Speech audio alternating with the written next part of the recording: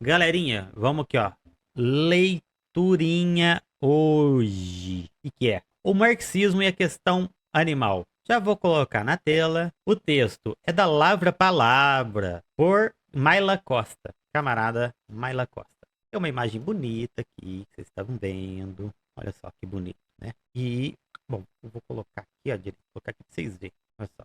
Lavra Palavra, né? Bonito. Vamos lá. Leiturinha. O marxismo e a questão animal, por Maila Costa, da Lavra Palavra. Queria muito escrever por Lavra Palavra, viu? Seria legal escrever para ele.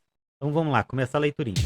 Se os animais, por não serem humanos, não fazem parte da nossa classe, também não fazem parte da classe dominante e possuem muito mais em comum conosco do que com eles, seja em relação à exploração, à privação de liberdade ou à comoditização. Lembrando, essa parte aqui da palavra comoditização é muito importante a gente lembrar que o nosso trabalho como proletariado, ele é a nossa mercadoria para a burguesia. É o que a gente vende. Tal como os animais são a comodização por si só, a própria existência deles é a comodização, no caso a venda dos corpos deles, a gente é também comoditizado através da nossa força de trabalho. Ou seja, os animais são produtos, tal como o nosso trabalho é produto.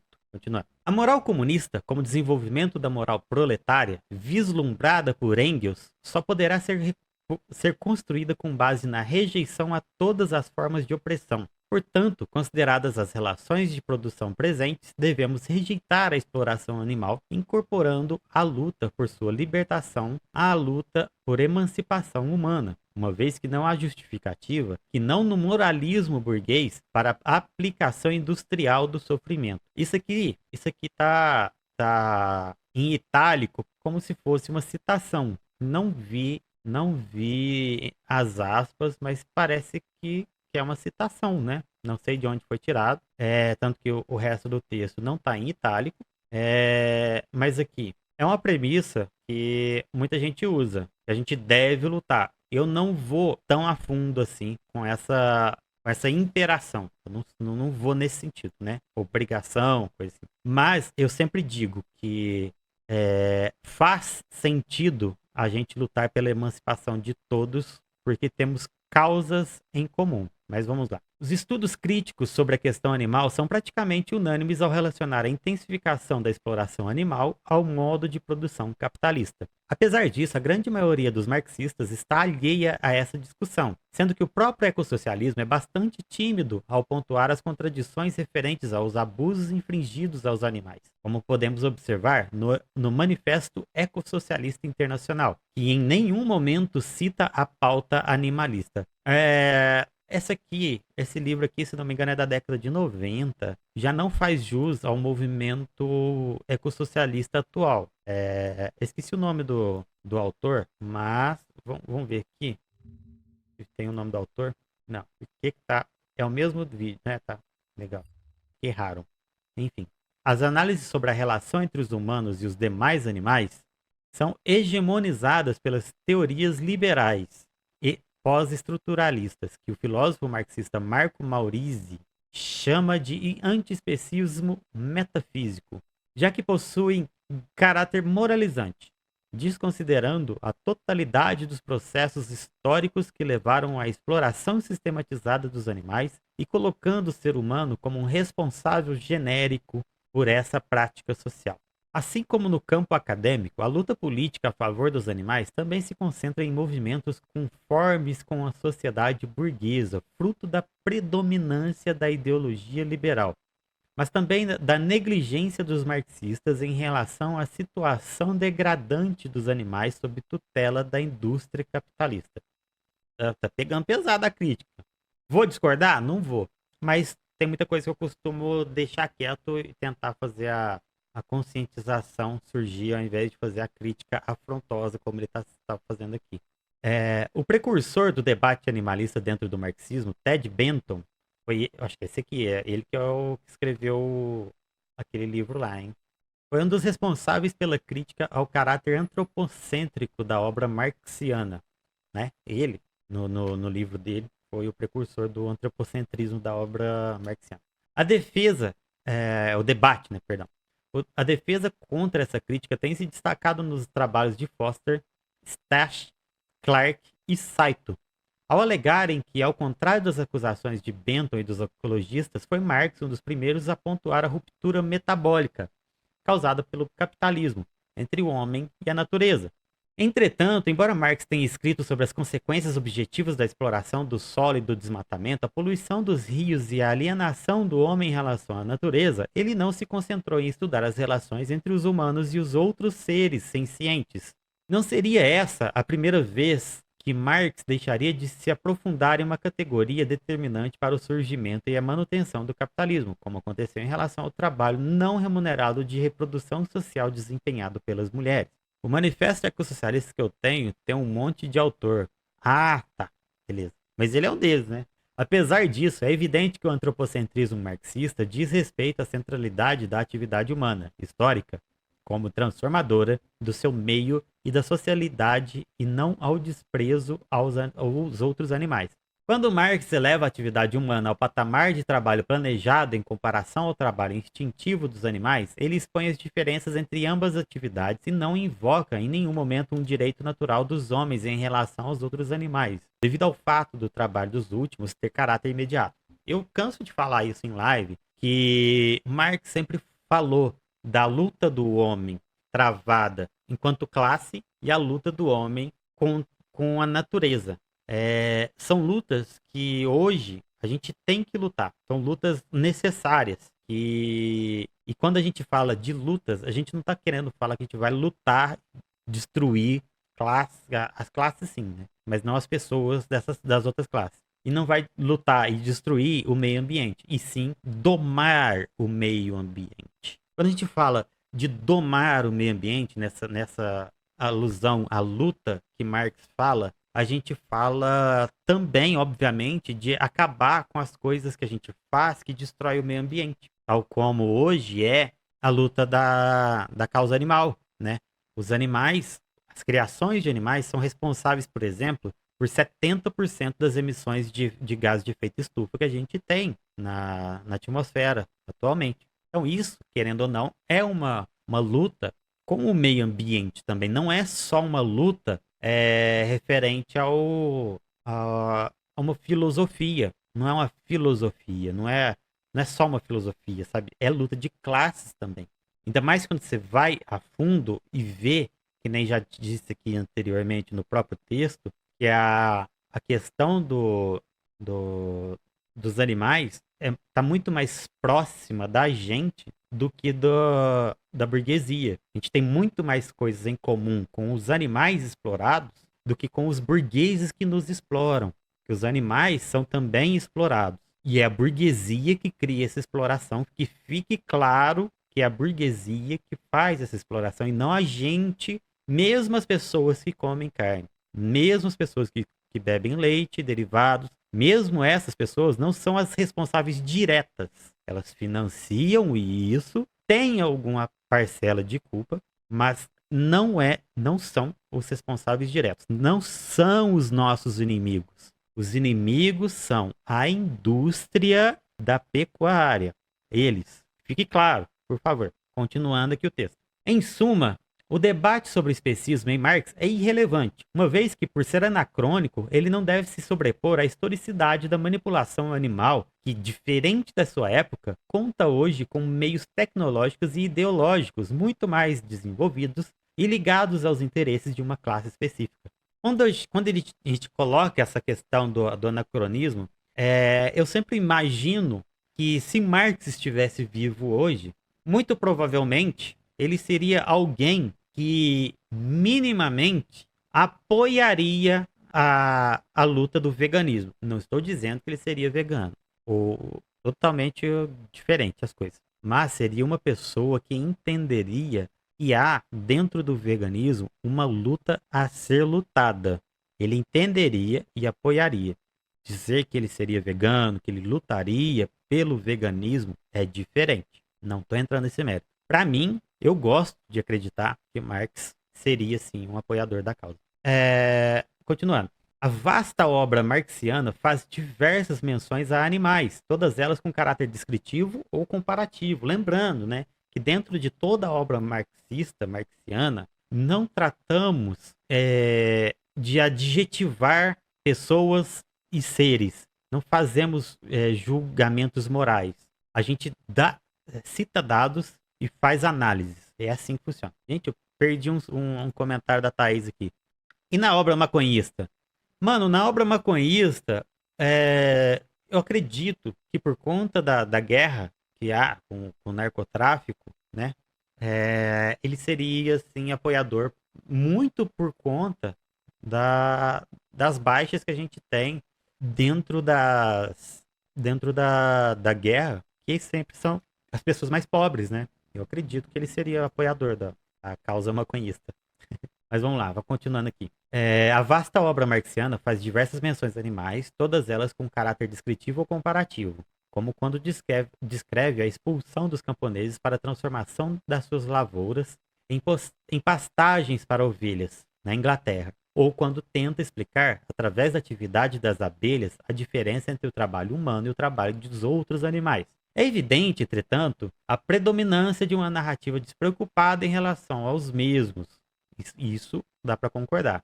É importante pontuar que o materialismo mecanicista de Descartes, que comparava animais a relógios, ainda influenciava o pensamento da época e foi importante para legitimar a utilização de animais como mercadorias inanimadas pela nova ordem capitalista. Ou seja, nós não exploramos os animais porque julgamos que eles sejam inferiores. Ao contrário, nós consideramos os animais como inferiores porque os exploramos. Logo, a definição de classes também é definida através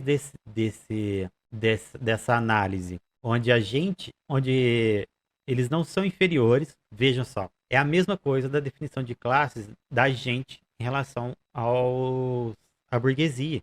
A gente não é inferior a eles, vamos partir do pensamento da premissa em si burguesa. Nós não somos inferiores a eles porque somos explorados. Não, peraí. Nós não somos explorados porque somos inferiores, mas somos inferiores porque somos explorados. Continuando. Além disso, a mercantilização dos animais no século XIX e anteriormente aconteceu em escala muito menor do que a que conhecemos hoje e foi se desenvolvendo conforme se deram os melhoramentos tecnológicos e as transformações do modo de produção. Não sei se vocês sabem, mas a criação de animais, antigamente, não era tamanha a ponto de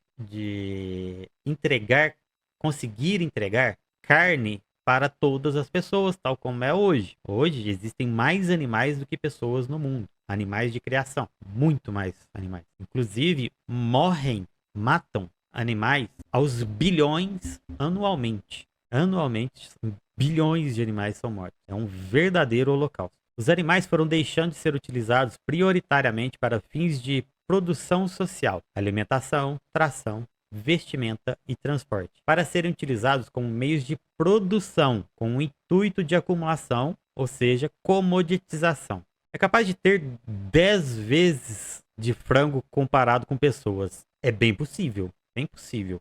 Uma coisa bem alta mesmo, bem alta. Continuando. Atualmente, as indústrias alimentícias, farmacêutica, cosmética e da moda são as maiores exploradoras dos animais e o seu conjunto compõe um dos principais setores econômicos mundiais, sendo responsável pelo encarceramento, tortura, mutilação, exploração sexual. Nessa parte aqui, ó, da exploração sexual, que eu vejo que tem até um movimento feminista vegano, onde mulheres defendem que todas devem ser respeitadas, inclusive as fêmeas, porque é estupro, fazem estupro com seres. Todos os seres de criação são estuprados para poder manter a exploração e a comodização de um certo forma. Continuando. E a morte de bilhões de animais a cada ano. Apenas no setor agrário, a indústria animal é responsável por 40% do faturamento mundial e pela predominância do uso da terra. Hoje, há um consenso em relação ao bem-estar dos animais de estimação. Estes, incluídos na esfera do consumo e da consideração moral, não estão sujeitos à exploração sistematizada e generalizada. Aqui estão sujeitos os animais em propriedade dos capitalistas. O animal doméstico é até mesmo considerado como um membro da família, um residente da casa, tendo seus interesses normalmente atendidos, suas emoções e subjetividades consideradas e o seu conforto e a segurança normalmente garantidos, o que configura, inclusive, um novo tipo de lar. Os animais em situação de rua e abandono também contam com o esforço da população para que sejam acolhidos, mesmo que nem sempre isso seja objetivamente possível. Além disso, os animais de companhia são protegidos contra abusos através da lei. Deixa eu ver. Discordo completamente. Animais domésticos são explorados enquanto indústria, mas isso é o de menos nesse texto. Olha, aí depende de estado, pelo menos no Brasil, depende de estado. Tem muito estado no Brasil que é proibido a comercialização de animais domésticos também. Então, meio que é diferente, sabe? Mas dá para falar que temos, apesar da lei de ser contra a domesticação de alguns animais, tem também pessoas que não respeitam a lei. Normal. Temos. É normal? Eu falo normal, porque acontece. Não porque é justo, mas é normal. Acontece. E que por isso, tem muitas pessoas que deixam animais para servir de guarda, vendem animais em forma de contrabando mesmo, né? Deixa eu ver. Vizinho otaku. Concordo. Ao menos onde moro, animais são comercializados e são empilhados em garagens apertadas e nunca têm suas necessidades atendidas. O normal aqui é acumular pets presos em garagens. Triste. Triste. Bem triste. Já vi muita situação assim. Muita mesmo. Continuando a leitura. Os animais domesticados pela indústria, entendidos apenas como mercadoria pelos capitalistas, são, ao serem vendidos como produtos processados, entidades separadas da sua origem viva e senciente, e de todo o processo nefasto de produção. O fetichismo, falo muito aqui do fetichismo também no canal, nesse caso, não apenas desumaniza ao suprimir todo o trabalho contido naquela mercadoria e ao alienar de forma extrema tanto o trabalhador cujo ofício é matar, quanto o consumidor, mas também desanimaliza ao privar o animal da sua vida natural e desconsiderar sua senciência, o explorando e abatendo para ser transformado em produto com o objetivo de acumulação de capital. Pesado. Devido à impossibilidade de os animais resistirem de forma organizada à opressão que sofrem, eles são apropriados como recursos naturais que são transformados em meios de produção. Por não serem vendedores de mão de obra ou consumidores, tal como nós somos, né? Onde na hierarquia social põe eles abaixo de nós, porque eles não têm liberdade de consumir nem de produzir nada que não seja de seus próprios corpos. Eles são, assim, mercantilizados. Essa diferença os coloca em desvantagem em relação aos outros grupos oprimidos, mesmo os mais oprimidos entre os humanos, que são capazes de se organizar e reivindicar seus interesses de forma coletiva. E é devido a essa diferença que os humanos podem ser sujeitos da sua própria libertação, enquanto os outros animais são objeto de libertação. Ou seja, como eles não têm meios para se defender, eles estão abaixo da gente, precisam de outras pessoas para poder conseguir se rebelar. ADM, join the chat. Vamos lá, continuando. Bem-vindo, Vegano Médico. Continuando. A iniciativa autônoma que cabe aos animais é resistir individualmente, e é através do Estado burguês que o controle sobre esses animais é garantido a fim de atender aos interesses das corporações, permitindo aos capitalistas as práticas mais degradantes para conter sua resistência e comportamento natural, e desconsiderando completamente sua habilidade de sofrer. É importante a gente falar de senciência, né? Explicar o que é a senciência. E a gente falou de muitas coisas sobre a senciência e não falou em momento algum o que é a senciência, né? Então, a habilidade de sofrer é uma das coisas garantidas pela senciência. Animais sofrem, né, quando são torturados. E vamos continuar aqui. Essas práticas envolvem também, mas não somente, encarceramento e mutilação, e são tratadas dentro da comunidade científica e jurídica como maneiras legítimas de evitar ferimentos e mortes. A aplicação do sofrimento com o intuito de conter a expressão natural do animal se mascara de medida ética ao propor prevenir que os animais se machuquem. Olha só. Ai, ai. Quando, na verdade, se trata de prevenção de danos ao ativo.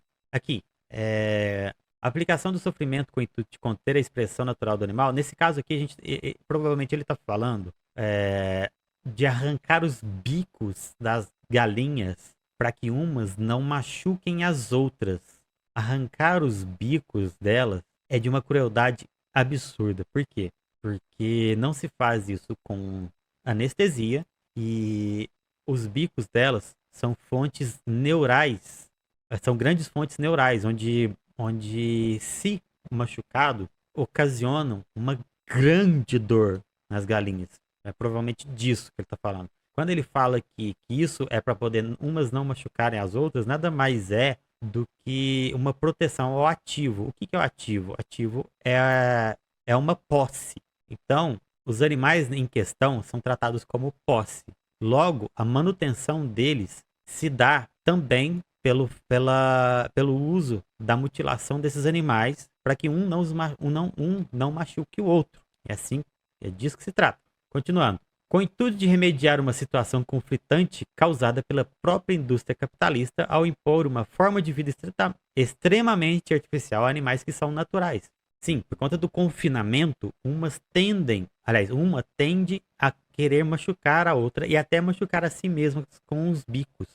É uma coisa comum e é por isso que são mutiladas. Continuando, no fim, esses mesmos animais serão feridos novamente e mortos quando for do interesse do proprietário que sua matéria-prima seja transformada em produto. Lukács nos lembra que Marx sempre criticou toda veneração romântica pelo passado menos evoluído.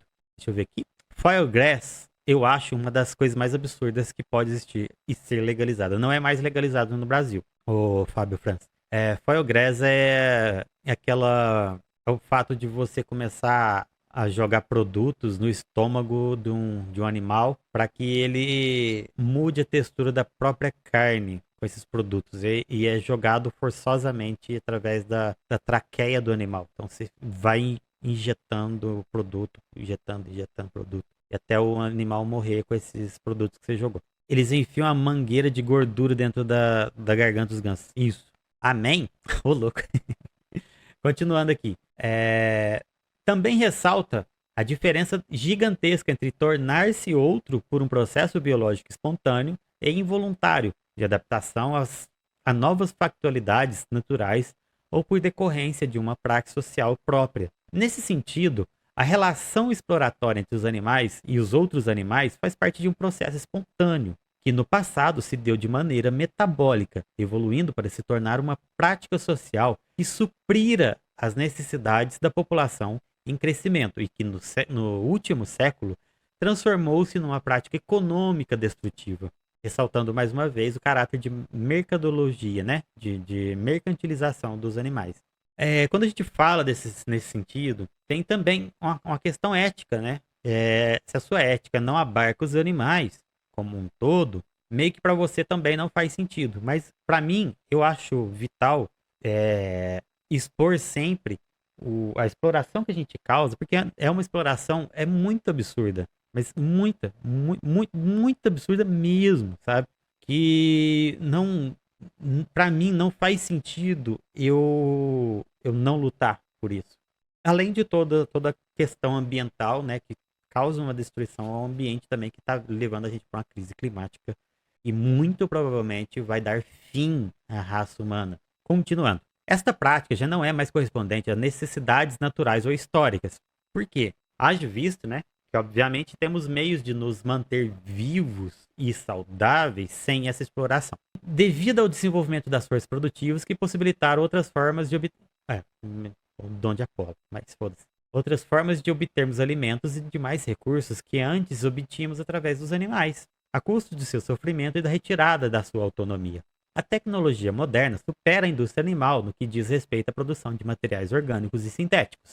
Bem como a agroecologia, proposta pelos movimentos sociais pelo uso da terra e pela reforma agrária, supera o agronegócio por sua eficácia em relação à recuperação do solo, preservação da biodiversidade, produção total e, consequentemente, a qualidade do alimento. Vejamos, né, que através da agroecologia temos aí uma produção maior, alimentos de maior qualidade e também sem destruição do solo. Ó, lógico, né? Sem nenhum lado de perda em relação ao agronegócio como um todo. Continuando. Malme coloca que apresentar certas relações sociais como se fossem propriedades naturais da espécie não é algo novo. Deshistoricizar, universalizar e naturalizar um modo de produção específico de determinado tempo e lugar faz parte das estratégias clássicas de legitimação ideológica. De maneira alguma, qualquer prática social humana se justifica em si mesma, uma vez que já descoladas das necessidades naturais imediatas, as práticas humanas são históricas e, portanto, políticas. A praxis revolucionária propõe a superação da espontaneidade do senso comum, para em seu lugar construir uma concepção de mundo crítica e coerente. O nível atual de desenvolvimento das forças produtivas permite que pensemos em resolver a questão do sofrimento animal e a sua inclusão na luta por emancipação, uma vez que quanto mais nos afastarmos da animalidade e mais desenvolvemos nossa capacidade de modificar nosso ambiente e nossa forma de sociabilidade, mais obsoleta se torna a barbarização dos animais. Além disso, é preciso reconhecer que, devido aos danos ecológicos e sociais, a indústria animal é irracional. A conversão dessa indústria em uma forma de produção onde não enxerguemos o mundo através de suas commodities, mas através da sua essência, uma produção ecologicamente sustentável, vegana e socialmente planejada, configura uma demanda socialista apropriada. Sendo assim, o abolicionismo animal marxista compreende a abolição da exploração animal não por meio da iniciativa individual, mas através do fim da propriedade privada dos meios de produção e da sua reorganização racional, momento em que seria possível retirar os animais das relações de produção, sem prejuízo nenhum à nossa própria espécie. Entretanto, embora o marxismo critique a superestimação da iniciativa individual por parte das concepções de mundo liberais burguesas, não se pode transformar a prática diária revolucionária numa caricatura, como o Lukács reitera. Muito importante. O veganismo é parte da perspectiva revolucionária, afirma Angela Davis, e é importante para a desnaturalização de práticas opressoras por parte dos trabalhadores para o exercício da solidariedade. Além disso, a questão dos produtos animais não é apenas uma questão de consumo, pois tais produtos são problemáticos em si devido à violência inerente à sua produção, independente do sistema político-econômico em que ela aconteça. Ademais, fecundos debates e diálogos podem ser gerados entre a classe através de exemplos concretos de que é possível viver de forma digna sem violar os outros animais. Não é papel dos marxistas amenizar a percepção do conflito entre o modo de produção capitalista e o bem-estar humano, dos demais animais e da natureza. Pelo contrário, é através da explicitação desses conflitos e da sua percepção no dia a dia que a classe trabalhadora se volta para si. Importante esse trecho aqui. O marxista deve lutar pela explicitação dessas lutas. Muita carne moída com arroz de escola já é PTS, faz horas, mas por conta do dinheiro, sim, economia, né? Olha, infelizmente que seja por essa questão, mas fico feliz que exista, sim, essa substituição. Continuando. Se os animais, por não serem humanos, não fazem parte da nossa classe, também não fazem parte da classe dominante e possuem muito mais em comum conosco do que com eles. É meio que voltando lá para o começo do texto, né? Seja em relação à exploração, à privação de liberdade ou à comodização. A moral comunista, como desenvolvimento da moral proletária, vislumbrada por Engels, só poderá ser construída com base na rejeição de todas as formas de opressão. Portanto, consideradas as relações de produção presentes, devemos rejeitar a exploração animal, incorporando a luta por sua libertação à luta por emancipação humana. Uma vez que não há justificativa, que não no moralismo burguês, para a aplicação industrial do sofrimento. Que trecho bonito, que trecho bonito.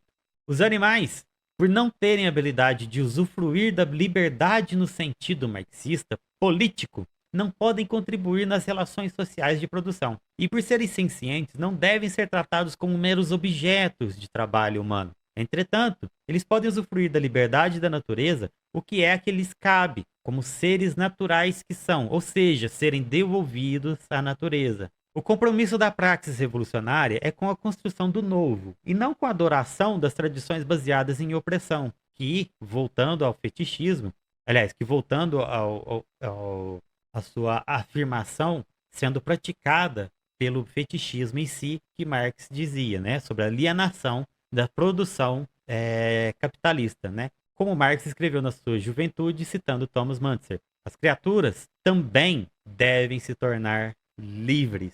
Mano, achei maravilhoso esse texto. Maravilhoso.